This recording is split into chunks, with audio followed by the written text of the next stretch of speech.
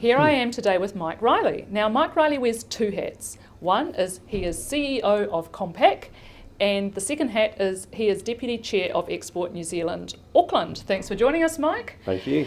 So, Mike, in your role as an accelerator on the Excelerate100 program, tell me, why are you so passionate about helping businesses at the early stage of their growth journey? Look, I think there's plenty you can read in books, and there's lots you can learn sitting in a classroom, but I think there's so many of us who've kind of been through the school of hard knocks, and I think just sharing war stories and really practical tips and tricks. It's fun, and I think you can really see it makes a difference, and so that's obviously very rewarding for everybody involved. Great. Tell me a little bit about, how do you see the role of Export New Zealand differing from the role of New Zealand Trade and Enterprise? Oh, sure. Look, I think it's super complementary, but it is quite distinctly different.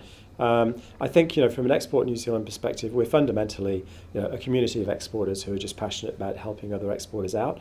So that's all about very practical advice. Certainly from a Compac perspective, New Zealand Trade and Enterprise is immensely useful to us in market, opening doors, government relations, finding, really good third-party consultants and people who can also help us. So I think you put the two together, it's immensely powerful, but quite distinctly different. Exporting is exciting, but it's tough. The rewards are there. What do you see as being some of the biggest challenges for businesses at that early stage of their export growth journey?